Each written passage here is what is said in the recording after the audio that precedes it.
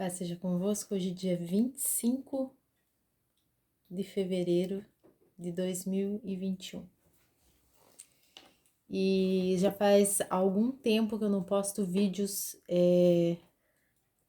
falando sobre experiências as quais eu vivi no segundo relacionamento, num adultério. E algumas dúvidas que as pessoas têm é se quando eu vivia um segundo casamento, se em algum momento desse relacionamento eu pensava no que eu tinha deixado, no que eu tinha no meu cônjuge. E assim, quem já viu o meu testemunho, eu conto no testemunho que eu vivi muitos momentos bons, humanamente falando. Muitos momentos que alimentaram, que agradaram a carne, sim.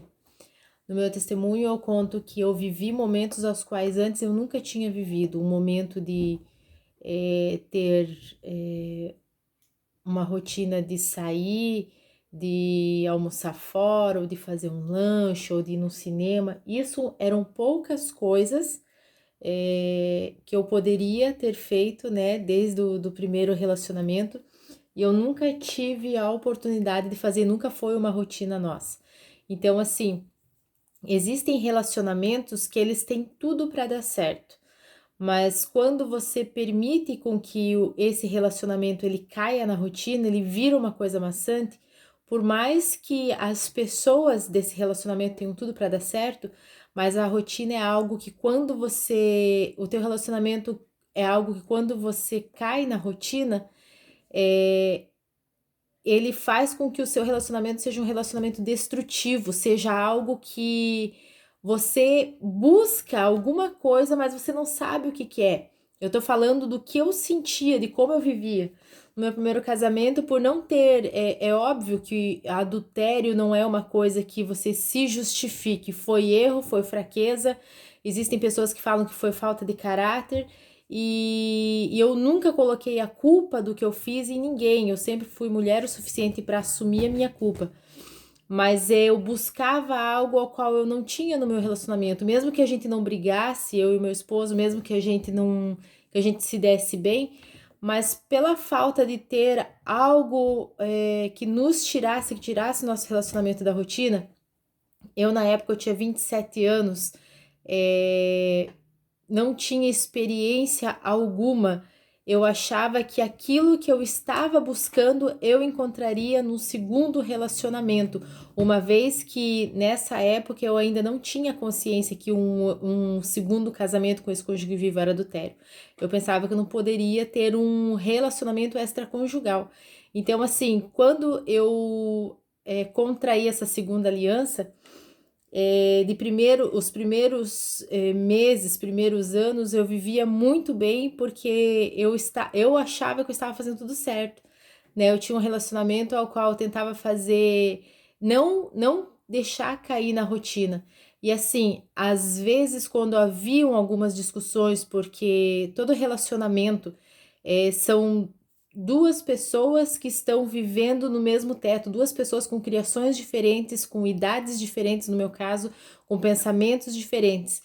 Então, e querendo ou não, quando você, no meu caso, eu posso dizer que você vem de um relacionamento extraconjugal, você tem ciúme, sim, você tem medo que a outra pessoa faça com você o que ela fez, no meu caso, né, dizendo que fez com a esposa, e no caso da pessoa que contraiu o segundo casamento comigo, tinha medo, talvez, que eu fizesse o que eu fiz com meu esposo.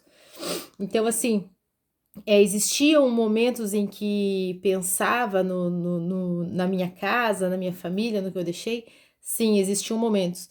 É por isso que quando as pessoas elas mandam mensagens falando que eu não sei se o meu marido já contraiu um segundo casamento, já tem filhos, para mim não tem mais jeito, ele não pensa mais, ele não lembra mais, ou da mesma forma falando sobre a esposa que já tem um outro relacionamento, que já casou, que tá viajando, que tá em lua de mel, que não pensa.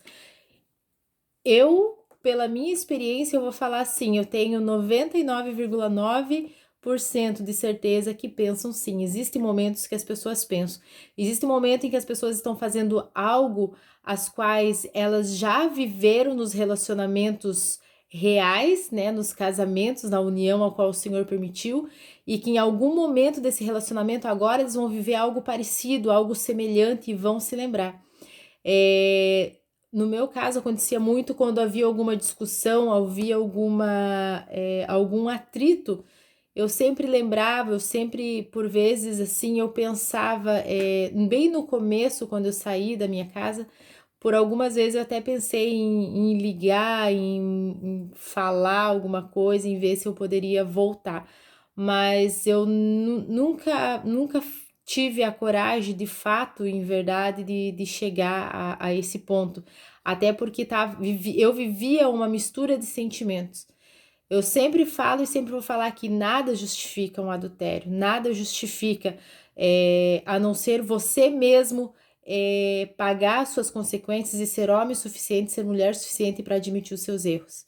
E isso eu sempre, graças a Deus, eu sempre fui.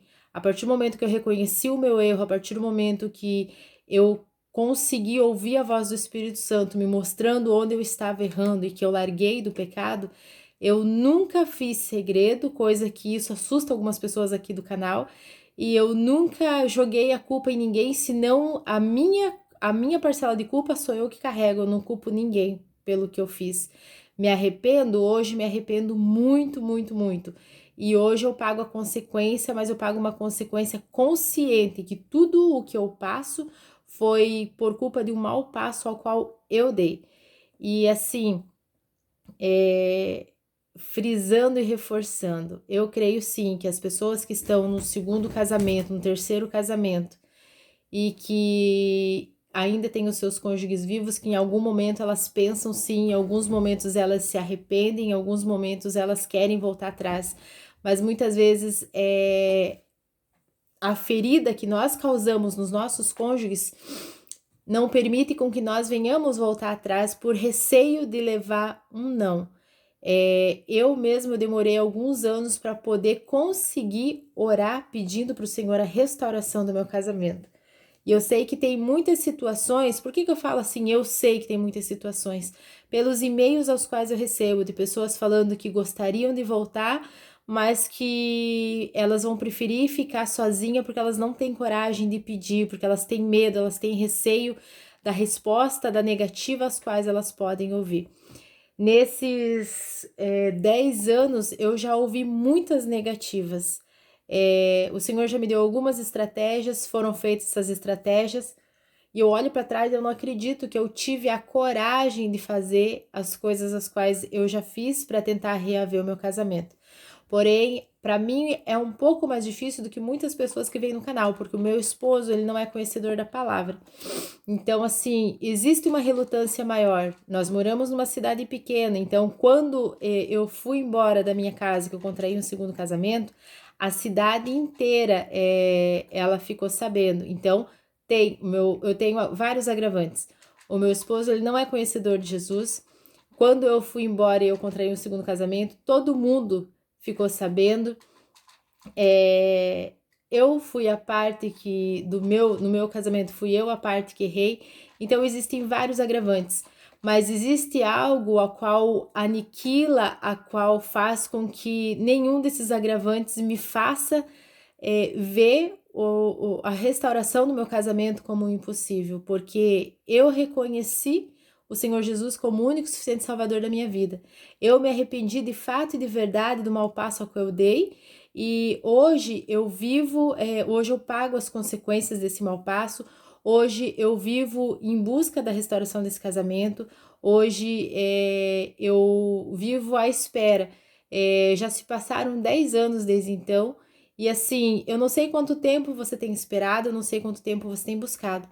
Eu não sei quais são os agravantes que fazem com que você ainda não tenha dado o primeiro passo, ou se você já deu e talvez tenha levado uma negativa, duas negativas, talvez mais e tenha desistido.